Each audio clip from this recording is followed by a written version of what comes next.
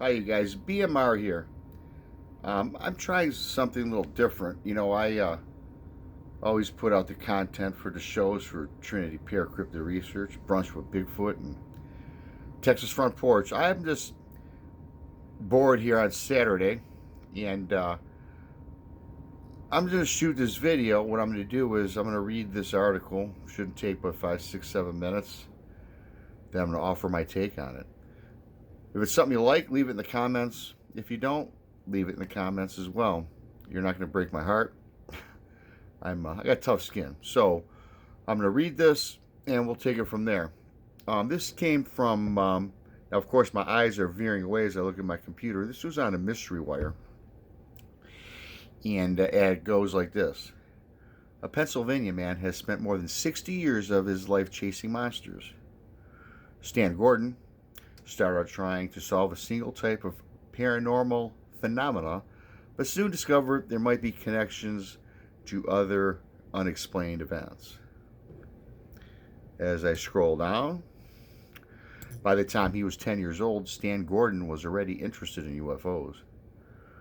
He's still at it at 62 years old. He's well known all over the world for his boots on the ground investigations, but chasing UFOs inevitably led to other mysteries. What are known as cryptid creatures. Well, according to this, it says more commonly known as monsters. I don't call cryptids monsters per se.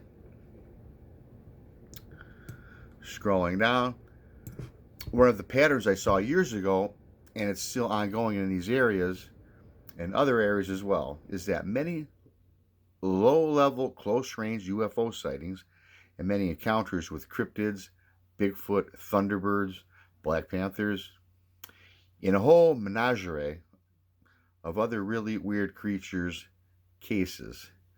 Gordon said in a recent interview, he added that UFOs and creatures commonly occur in the vicinity of high-energy sources, communication towers, railroad tracks, gas lines, gas wells. The list goes on and on. He says, I have no doubt there's an energy connection to the phenomena. Gordon is still going strong after 6 decades, even though he's never seen any of the unknown phenomena he is still chasing. One of the major cases Gordon has investigated was the 1965 Kecksburg UFO incident. Some call this just as, if not more important than the Roswell incident. Now, you guys, I'm just reading this. I have nothing what's going on, so this is raw footage. So bear with me if I'm bumbling a couple words. The Kecksburg incident started with people in 6 U.S. states and Canada, seeing that they saw a burning ball of light quickly descending, ending up above the area of Kecksburg, Pennsylvania, where people claimed the object fell to the ground. What I found out was that some of the local residents who saw this thing come down right over the top of their head, making no sound, they didn't hear any major sound, nothing at all. A few people said that they heard what they thought was some type of hissing noise, Gordon said. But they get down into the woods soon after it had fallen. They'd come up across this large metallic acorn-shaped object, kind of a off-gold bronze color, semi-buried in the ground.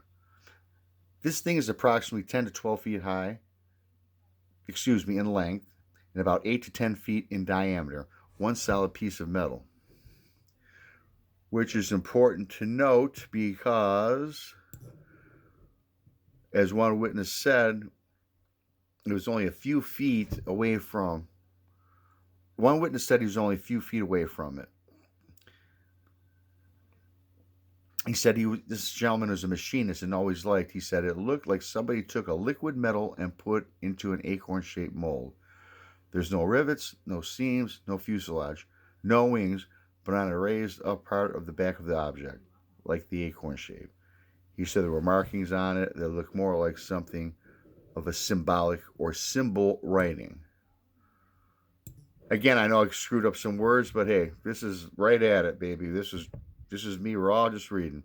Many people saw that I was told it went to Lockbourne, the Air Force Base near Columbus, Ohio. Gordon had said. They, the military, set up a security perimeter around it, and they were given the shoot to kill order to anybody approaching the hangar without the proper clearance. That's interesting. I also found out it only stayed there for a short time. Then it continued on to Wright-Patterson Air Force Base. And later I was contacted by other people who would tell me exactly what building they took at Wright-Patterson. It was not the infamous Hangar 18. The 2021 Kecksburg UFO Festival is canceled again due to COVID virus. Okay, whatever, COVID virus, so that's it. Again, I took a shot in the dark. They didn't really mention anything about UFOs and cryptids being related other than the title as a story. As I said, I just kind of went on that website to read it and see if you guys would be interested. My take on it didn't really talk about the cryptids and the energy or the phenomena with UFOs, but I do say this, after doing this for a while on our show and all the reading that I do up about it, I do believe that energy and cryptids and UFOs or any of this other strange phenomenon is somewhat connected. But hey, it's a rabbit hole that we all go down to. That's why we talk about it on a daily show with Trinity Peer Crypto Research, Brunswick Bigfoot, Texas Front Porch, and just something out there for you guys. Leave a comment. You want me to keep doing something like this once a week or whatever? You're not going to hurt my feelings. Like I said, this is about 7 minutes. I've talked long enough. I'll see you guys and girls later.